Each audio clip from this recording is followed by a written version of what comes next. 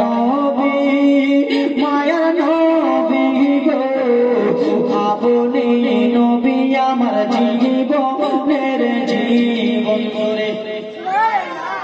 কবরে যখন যাবেন আপনার বিবি আপনার সাথে, কবরে যখন যাবেন আপনার বিবি আপনার সাথে দেবে না, আপনার ওয়াইফের গার্লফ্রেন্ড আপনার সাথে দেবে না, আপনার মা আপনার সাথে দেবে না, দেবে কে দেখা? আমার নবী মুস্তাফা। তাই জন্য কবি কি বলে, আল্লাহর নবী মায়ের নবী গো আপনি নবী আমার জীবনের জীবন, দয়ার নবী মায়ের নবী গো আপনি নবী আমার জীবনের জীবন, আপনি নবী আমার জীবন সাথে অন্ধকার কবরের বাতি, আপনি নবী আমার নির্দুনিয়ার ধর, রহমাতুল্লিল আলামিন আপনি উম্মতের জামিন, গুনাহগার উম্মতের আপন জন, মায়ের নবী দয়ার নবী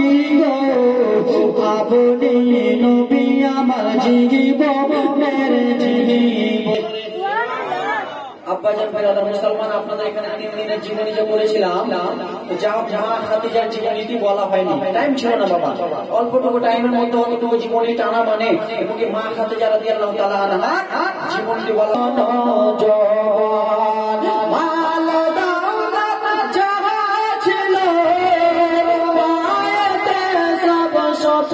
দিল আপনারে বানাইল আপন, দয়ার নবী মায়ের নবী গো আপনি নবী আমার জীবনের জীবন।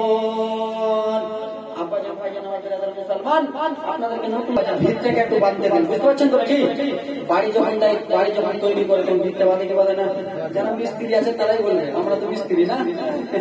ভিতটাকে বাঁধে না, ভিতটা বাঁধি তারপরে জীবনী শোনাবো ব্রাদার, জীবনী শুনে মন ঠান্ডা হয়ে যাবে। নবীর আশিক বেলাল এতই কালো ছিল, এতই কালো ছিল, আমার মা বোনেরা যখন চুলোতে রান্না করে হাঁড়ি যখন চাপায়, হাঁড়ির পিছনটা কালি হয় না, হাঁড়ির পিছনের থেকে তার চাইতে বেশি কালো ছিল হযরতে বেলাল। কিন্তু ব্রাদার মুসলমান, হযরতে বেলাল কালো ছিল কিন্তু বেলালের দিলটা ভালো ছিল, জোরে বলুন।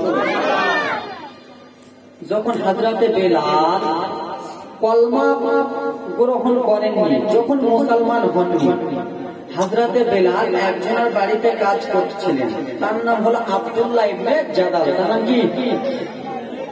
আব্দুল্লাহ ইবনে জাদালের বাড়িতে কাজ করছিল হযরতে বেলাল রাদিয়াল্লাহু তাআলা আনহু।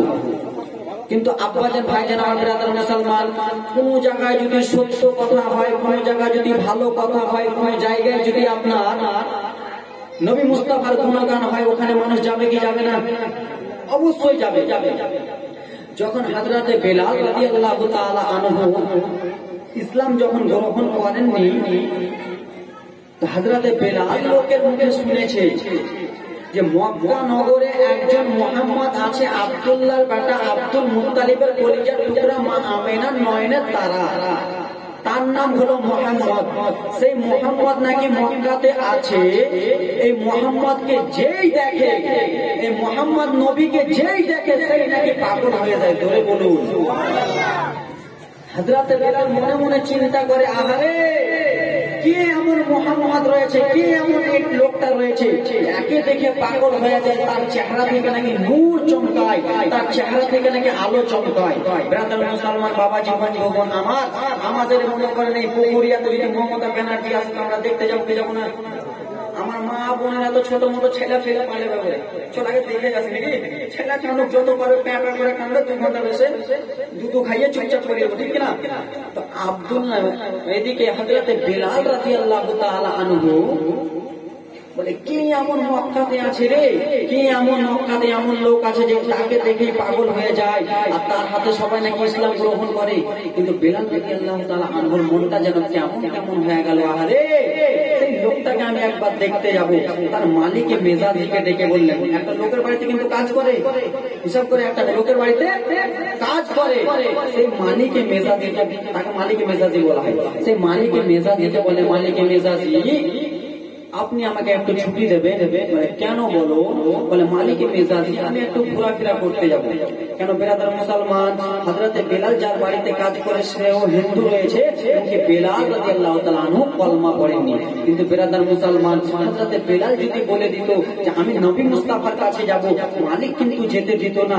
আরে আমি হিন্দু রয়েছি আর সেই মুসলমানের কাছে তুমি যাবা, ওকে দেখলেই তো তুমি পাগল হয়ে যাবা।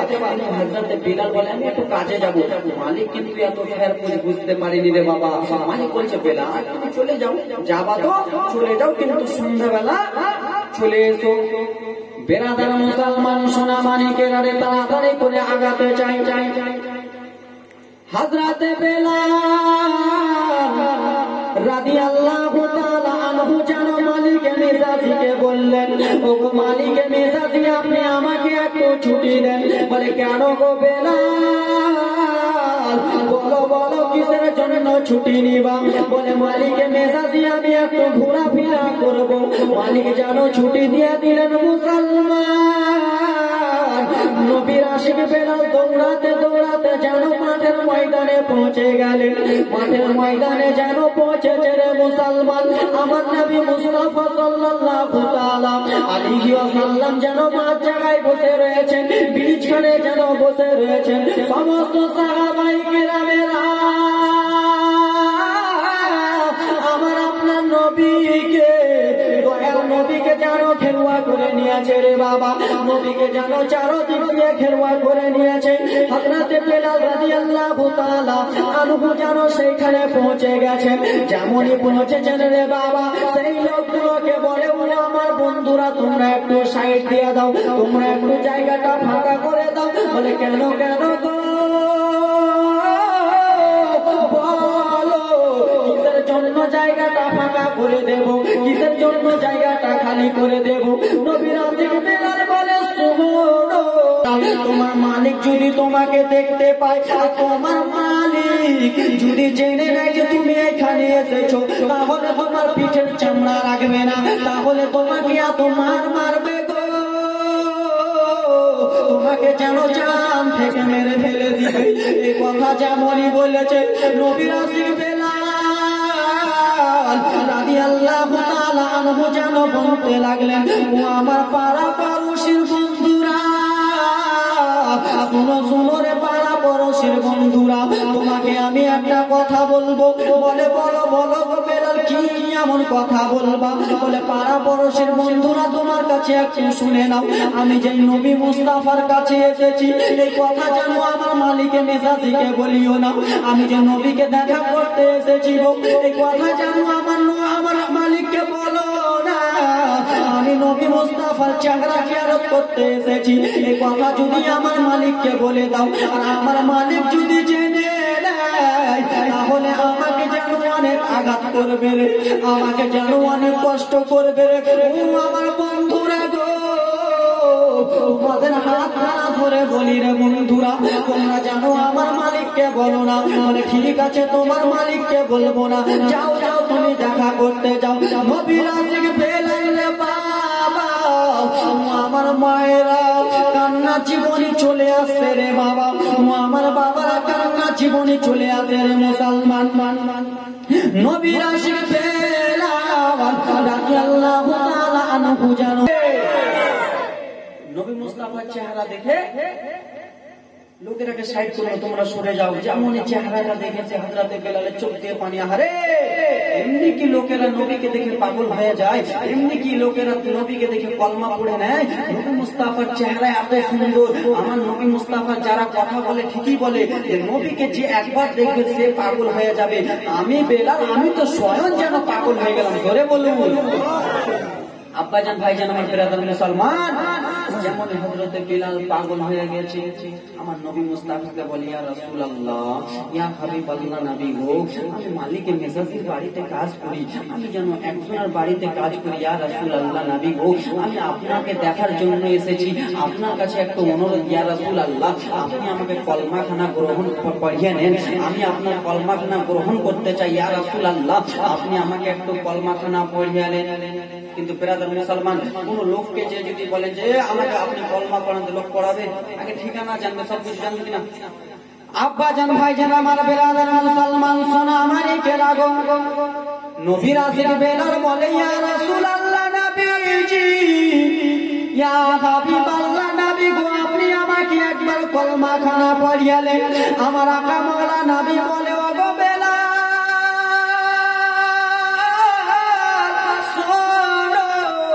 আমি তোমাকে এখন কলমা পড়াবো রে বেলাল। তুমি তো মালিকের মেজাজের বাড়িতে কাজ করো, তুমি তো একজনের বাড়িতে কাজ করো রে বেলাল। সেই লোকটা যদি তোমার জানতে পারে, তোমার মালিক যদি জানতে পারে রে বেলাল, তোমাকে জানো অনেক কষ্ট দিবে। ও আমার বাবারা, হযরতে বেলাল বলি, ইয়া রাসূলুল্লাহ নবী গো, আমি বেলাল জানো কষ্টর ভয় করি না, আমি বেলাল জানো আমি নিজের জান ভয় করি না, আমি বেলাল আমার বাবা মা আপনার পায়ের তলে কুরবান করে দিব। ইয়া রাসূলুল্লাহ নবী গো, আমি বেলাল আপনার জন্য জান দিয়ে দেব। আমার নবী বলে, বেলাল তুমি তো লোকের বাড়িতে কাজ করো, সেই লোক যদি জেনে নেয় তো তোমাকে আঘাত করবে, মারবে, তুমি চলে যাও। আমার বেলাল বলে, না না ইয়া রাসূলুল্লাহ, আমি যাবো, আমি তো পাগল, আমি তো পাগল হয়ে গেছি। একটু পরে একবারে গজলটা চলবে বিরাদর মুসলমান, ইয়া রাসূলুল্লাহ, আমি তো আপনার প্রেমে পাগল, আমাকে যদি মেরে ফেলে দেয়, আমার বাবা মাকে যদি আপনার পায়ের তলে কুরবান করতে রাজি হয়, তাও আমি রাজি আছি ইয়া রাসূলুল্লাহ, কিন্তু আপনাকে ছেড়ে যাব না। আমার নবী মুস্তাফা বলে, বেলাল কান্নার জীবনী আছে রে বাবা, একটু 10-15 মিনিট থামে। আমার নবী বলে, বেলাল গো, তুমি যে আমার কাছে কলমা পড়বা রে বেলাল, এই কলমাটা যদি তোমার মালিক জেনে নাই, তাহলে তোমাকে অনেক আঘাত করবে রে বেলাল, তুমি জানো এখন চলে যাও। হযরতে বেলাল জানো চলে গেলেন রে বাবা। নবীর আশিক বেলাল সন্ধ্যা বেলা গিয়েছে রে মুসলমান, সন্ধ্যার পরে জানো বেলালের মনটা জানো টিকে না, রাত 7টা বাজে রে, হযরতে বেলালের দিলটা শুধু নবী নবী করে। রাত 10টা বাজে রে, হযরতে বেলালের মনটা শুধু নবী নবী করে। রাত 12টা বাজে রে, হযরতে বেলালের দিলটা শুধু আল আমিন বলে কান্দে রে। হযরতে বেলাল কখন দেখে যে কখন সকাল হবে, আমার নবী কাজ যাব। মুসলমান লম্বা জীবনে সংক্ষিপ্ত নিয়ে যায় রে বাবা। সকাল যেমন হয়ে আছে, মালিকের মেজাজকে ডেকে বলে, মালিক গো, আপনি আমাকে একদিনের জন্য ছুটি দেন। মালিক বলল, বেলাল তোমাকে তো কালকে ছুটি খানা দিয়েছিলাম, আজকে তুমি ছুটি নিয়ে কি করবা? বলে, ও গো মালিক, আপনি বুঝতে পারবেন না গো মালিক, আমাকে এমন প্রেমের বিষখানা ধরেছে, আমাকে এমন প্রেমের জ্বালাখানা ধরেছে, জ্বালাখানা যদি আপনাকে ধরে নিত, আপনি যেন ঘরে থাকতে পারতেন না, আপনি দৌড়াতে দৌড়াতে চলে যেতে।